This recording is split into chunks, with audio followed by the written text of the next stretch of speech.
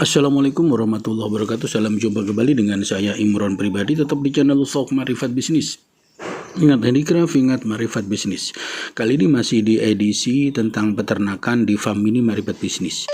Nah, sesuai dengan adanya beberapa pertanyaan dan juga penjelasan dari kami, akan saya jelaskan tentang pemeliharaan alas kandang organik. Alas kandang organik ini kan 1 tahun sekali baru dibuang. Bisa 1 tahun, bisa 2 tahun, sebenarnya tidak masalah.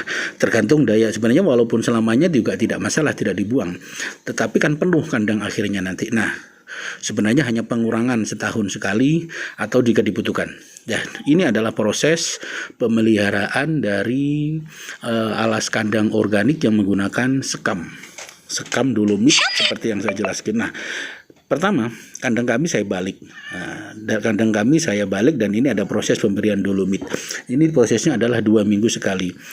Bagaimana kandang kami ini kok ada lembabnya? Nah, kandang kami memang kami buat sengaja untuk lembab. Tapi teman-teman kalau tidak tahu tekniknya, kandangnya jangan dibikin lembab karena akan menampung bakteri dan virus sehingga ayam menjadi tidak sehat. Kandang kami walaupun lembab sangat tidak bau. Mengapa? Karena ini full probiotik. Saya punya kepentingan alas kandangnya ini dibikin pakan maggot. Alas kandang ini lagi saya fermentasi, saya bikin maggot. Ini lagi proses dibalik ya. Alas kandangnya dibalik dan kemudian dikasih dolomit 2 minggu sekali. Maka kandang tentu tidak akan bau dikasih dolomit. Lah ini ada satu tim dari Marifat Bisnis sedang membolak-balik ya. Membolak-balik dari sekam ini, dan di bawahnya ini basah dari mana? Basah pertama memang ada kadang-kadang ada perembesan dari hujan karena ada ini atapnya juga belum sempurna. Yang kedua memang dari sisa-sisa minuman kalau kelebihan atau tidak habis itu saya taburkan di kandang ini. Mengapa? Karena minuman kami itu dari air akali, dari cairan air akali yang saya bikin lumayan banyak, dan kemudian air probiotik minumannya. Kedua, air enzim. Ya, air enzim. Yang ketiga itu menggunakan air probiotik ya. Fermentasi probiotik. Jadi ada 3 konsep minuman. Apalagi sekarang ini musim hujan, cuaca ekstrim, ya, itu banyak ayam-ayam kita sakit. Termasuk di kandang kami kena penyakit senot. Aja kemarin sudah diobati, dan ini baru beli ayam lagi, ayam merawang 1 paket, ternyata kena penyakit juga. Mungkin dijual karena sakit oleh si penjualnya. Tapi tidak apa-apa, langsung saya obati dan alhamdulillah sembuh. Tinggal 1 lah kena. Nah, ini ayam merawang yang sakit ya, ini yang koloni ini yang saya obati. Ini ayam merawang baru umur 4 menginjak 5 bulan, belum bertelur, tapi yang 1 sudah mulai bertelur. Ini kena dari sononya itu, dari beli kena penyakit ngorok. Jadi langsung saya obati. Nah, sama kandang ini juga menggunakan alas ya. Ini sebolak-balik juga. Jadi konsepnya hanya 2 minggu sekali dibolak-balik kandang tanpa bau. Dan teman-teman sekali lagi jangan gunakan konsep semi basah seperti ini. Nah, ini semi lembab, bukan basah ya, lembab. Tapi di bawah. Tekniknya sebenarnya rahasianya lembab ini karena alas kandang saya buat 30 cm, sangat tebal sekali. Karena saya emang bukan hanya untuk pupuk. Nah, kalau pendek jangan coba-coba lembab ya. Waduh, itu ayam bisa sakit. Ini saya bikin karena 30 cm, sangat tebal sekali. Jadi kelembapan memang saya bikin sekitar 4-5 cm. Nah, dan kemudian dari keuntungan dari lembab itu, di bawah saya untuk menampung maggot. Di bawah itu banyak maggot-maggot kecil yang hidup karena saya fermentasi sehingga di dalamnya, di bawah itu ada maggot. Nah, ini DOC ayam. Ini anak ayam Elba yang sudah umur 1 bulan. Ini yang saya jual kemarin 25.000, sekarang sudah besar-besar sisanya.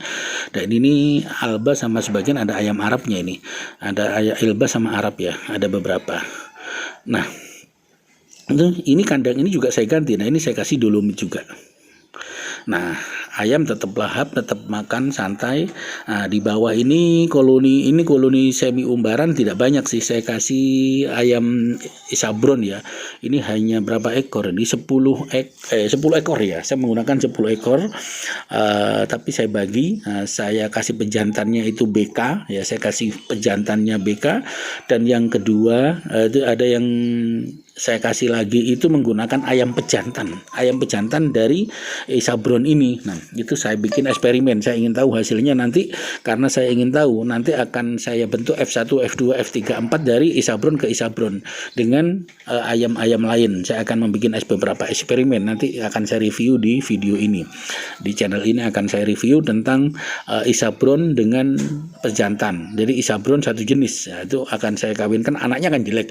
Nah, si jelek ini nanti akan saya review, saya kawinkan lagi, akan saya coba eksperimen. Walaupun teman-teman sudah mereview Isabron dengan ayam pejantan itu ya jelek anaknya, karena ayam gagal, kurus, bentuknya tidak jelas, ya seperti itu. Saya tahu itu, tapi nanti ini akan saya coba, saya kembangkan lagi sehingga hasilnya akan lebih bagus. Nah, di kandang alas kandang organik ini itu sebenarnya teman, yang paling bagus sih sekam memang ya.